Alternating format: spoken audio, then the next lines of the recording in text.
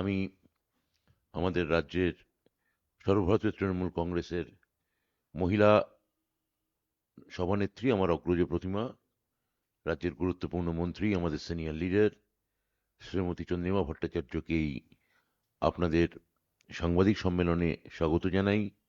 আমাদের আরেক লিডার এখানে মতুয়া সমাজের মুখপাত্র এবং ঠাকুরবাড়ির অন্যতম গুরুত্বপূর্ণ মুখ শ্রীমতী মমতা বলা ঠাকুর, মাননীয় সাংসদ, রাজ্যসভা, তাকে স্বাগত জানাই। আপনাদের ধন্যবাদ জানাই যে আপনারা এই প্রধানমন্ত্রী মাননীয় প্রধানমন্ত্রী নরেন্দ্র দামোদর দাস মোদী তাঁর বাংলার ঝটিকা সফরে তার অবতীর্ণ না হওয়া এবং কথা দিয়েও তিনি নদিয়ায় যে পা রাখলেন না প্রাকৃতিক দুর্বিপাকের কারণে, যেটা চন্দ্রিমাদি সার্থকভাবে বলেছেন বিধি বাম, সেই যে কোনো কারণেই হোক তিনি নামেননি এবং একটা অডিও ভাষণ দিয়ে তিনি ফিরে গেছেন।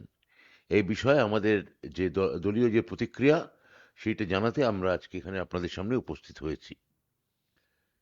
এটা ঠিকই যে প্রধানমন্ত্রী ওখানে উপস্থিত হতে পারেননি, মাঝ রাস্তায় হেলিকপ্টার ঘুরিয়ে ফিরে গেছেন, এবং তাই বলে বিজেপি কিন্তু তাদের জমায়েত করতে ছাড়েনি। প্রধানমন্ত্রী আসা উপলক্ষে প্রচুর বিজেপি সমর্থক আজকে তাহেরপুরে, নদিয়া জেলায় তারা জড়ো হচ্ছিলেন। মুর্শিদাবাদ থেকেও বেশ কিছু বিজেপি সমর্থক আসছিলেন।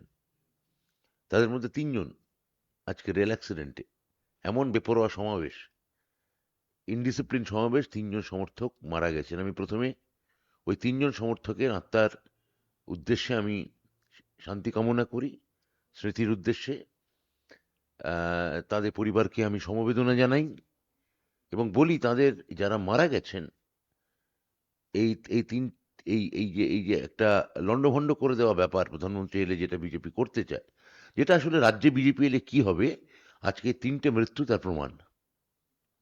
এই 3টে মৃত্যুই কিছু শতক দশক হারে বাড়তে থাকবে, বাড়তেই থাকবে। দেখা যাচ্ছে যে আমার মুখ্যমন্ত্রী মাননীয় মমতা বন্দ্যোপাধ্যায়, তার কথায়, দলনেত্রীর কথায় মুর্শিদাবাদে স্থানীয় তৃণমূল কংগ্রেসের নেতারা ওই 3 বিজেপি সমর্থকের বাড়িতে গেছেন, ব্যবস্থা করেছেন, শোক জানিয়েছেন, সমবেদনা জানিয়েছেন। কেননা মৃত্যুর পর তার কোনো রাজনৈতিক রং থাকে না। মৃত্যু নিয়ে যারা রাজনীতি করেন, বিপর্যয় নিয়ে যারা রাজনীতি করেন, আজকে বোধহয় এই 3টি মানুষের মৃত্যু সেটা এক ধরনের উত্তর দিল। দ্বিতীয়ত, আপনারা জানেন আজকে মাননীয় প্রধানমন্ত্রী তিনি পার্লামেন্টের অভ্যন্তরে দাঁড়িয়ে এতদিন ধরে যে বঙ্কিমদা বলে এসছেন, আজকে তার এক ধরনের তিনি সংশোধন করতে প্রয়াসী হয়েছেন।